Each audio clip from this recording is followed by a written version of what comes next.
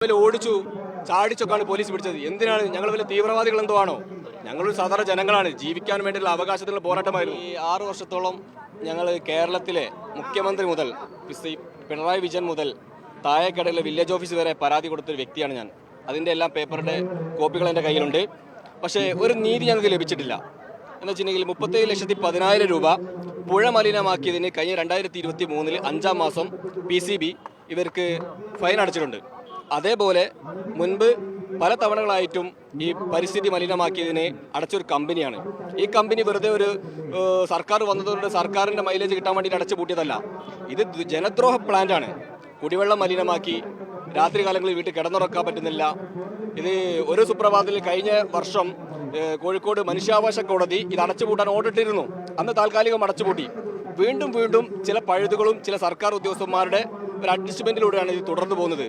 ഈ ഇരുതുള്ളി പുഴയുടെ സമീപത്ത് നിന്ന് ഇത് അടച്ചുപൂട്ടി മാറ്റി സ്ഥാപിക്കണം എന്നായിരുന്നു ഞങ്ങളുടെ ആവശ്യം. ഇപ്പോൾ സർക്കാർ ഈ ജനങ്ങളുടെ ഈ പ്രയാസം ഈ 1/8/2024 ഇരുതുള്ളി പുഴ നിറഞ്ഞു കവിഞ്ഞപ്പോൾ ഈ പ്ലാന്റിൽ മുഴുവനും വെള്ളം കയറി ഈ വേസ്റ്റ് മുഴുവനും മറ്റു ആളുകളുടെ കിണറ്റിലും ജലസ്രോതസ്സുകളിലൊക്കെ കയറി. അതുകൊണ്ടാണ് സർക്കാർ ഇത് അടച്ചു പൂട്ടിയത്. അതിൽ വളരെ സന്തോഷമുണ്ട്. ഈ ജനങ്ങൾക്ക് ജീവിക്കാനുള്ള അവകാശമുണ്ടല്ലോ. ഇനി സുപ്രീം കോടതിയിൽ പോയി അവർ ഓർഡർ വാങ്ങി വന്നാലും ഹൈക്കോടതിയിൽ പോയി ഓർഡർ വാങ്ങി വന്നാലും നിലവിൽ 2 കേസ് നടക്കുന്നുണ്ട് ഹൈക്കോടതിയിൽ. അത് ഞങ്ങളുടെ പാവപ്പെട്ട ജനങ്ങൾ പിരിവിട്ടുകൊണ്ട് നടത്തുന്ന കേസാണ്. അവർ വലിയ താപ്പാനകളാണ്.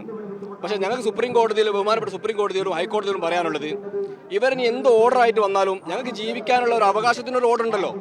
മനുഷ്യാവകാശ ലംഘനം നടത്താൻ അവർക്ക് പറ്റില്ലല്ലോ. അതുകൊണ്ട് ആ ഇരുതുള്ളി പുഴയുടെ സമീപത്ത് ഒരു കാരണവശാലും അത് സ്ഥാപിക്കാൻ ഞങ്ങൾ സമ്മതിക്കില്ല.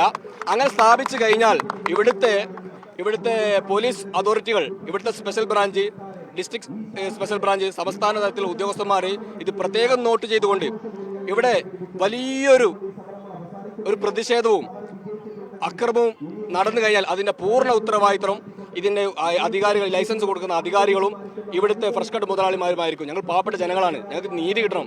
എന്നെയും കള്ളക്കേസ് എടുത്തു, 14 ദിവസം റിമാൻഡിലിട്ടു.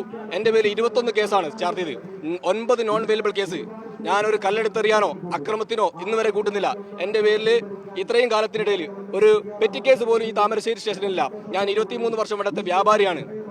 എന്നെ മൃഗീയമായിട്ട് രാവിലെ ഓടിച്ചു ചാടിച്ചൊക്കെയാണ് പോലീസ് പിടിച്ചത്. എന്തിനാണ്? ഞങ്ങൾ വലിയ തീവ്രവാദികൾ എന്തോ ആണോ? ഞങ്ങളൊരു സാധാരണ ജനങ്ങളാണ്. ജീവിക്കാൻ വേണ്ടിയുള്ള അവകാശത്തിനുള്ള പോരാട്ടമായിരുന്നു.